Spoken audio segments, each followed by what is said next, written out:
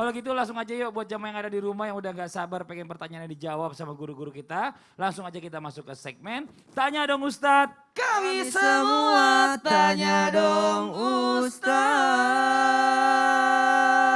Masya Allah, tabarakallah, makasih banyak yang sudah bergabung di Islam Tinda. Senantiasa setia menonton Islam Tinda. Dan mengajak semuanya untuk bisa bergabung. Dan lebih hebat lagi, bisa bergabung di acara kita lewat mengirimkan pertanyaan yang akan kita bahas di Islam Tinda di segmen Tanya Dong Ustadz. Masya Allah, kita buka dulu Islam Ya, itu Islam Indah Tinda. Instagramnya Ustadz. Instagramnya. Dan kita mirroring ke layar supaya jamaah di rumah juga bisa lihat. Ini Oke deh, postingan terbaru dari Islam itu Indah. Ah, ini Bismillahirrahmanirrahim. Kita buka Bismillahirrahmanirrahim. kolom komentarnya. Mm-mm. Ah, ini udah ada 2 pertanyaan. Dua Ustadz. pertanyaan, silakan. Bismillahirrahmanirrahim.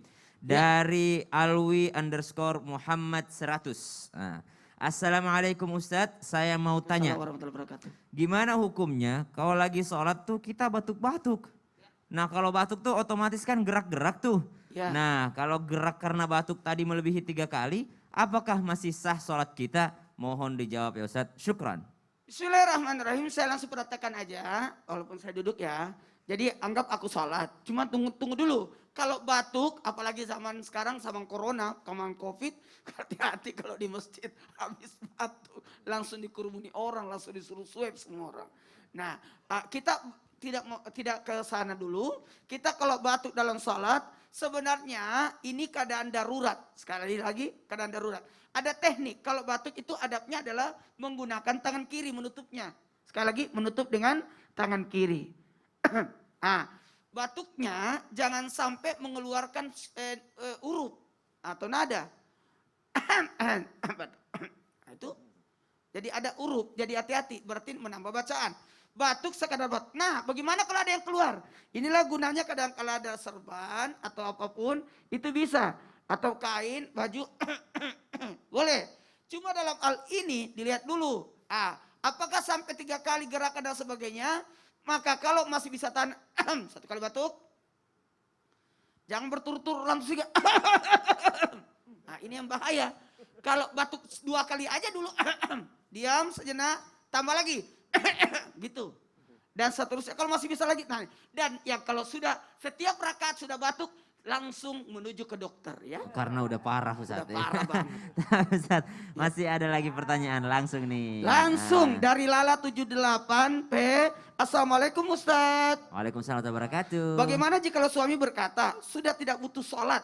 Masya Allah, na'udzubillah. Dan kalau diomongin sholat, dia langsung banting-banting barang di rumah. Kata orang pintar, suami itu kena sihir Ustadz. Apa benar orang yang kena sihir itu tidak bisa lagi menikmati sholat? Subhanallah, bisa jadi ketika seseorang terkena, Ustadz ini handphone Ustadz. Ya.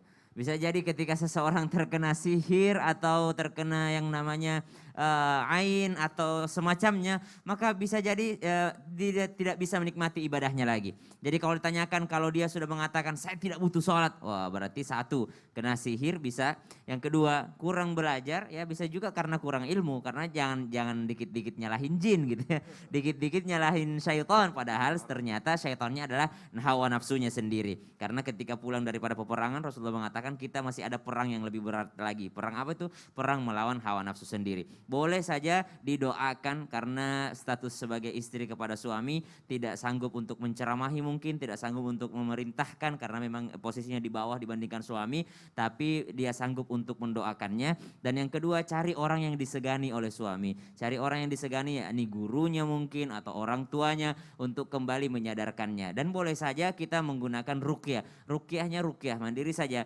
Ibu ambil air putih, bacain Al-Fatihah, bacain ayat kursi, bacain surah Al-Baqarah kalau perlu. Bacain 1 surah Al-Baqarah, enggak langsung selesai juga enggak apa-apa. Berurut hari ini 1 halaman, besok 1 halaman. Insya Allah air itu diminum oleh suami, insya Allah mudah-mudahan bisa menjadi keberkahan Al-Quran supaya kembali lagi menikmati sholatnya insya Allah. Tapi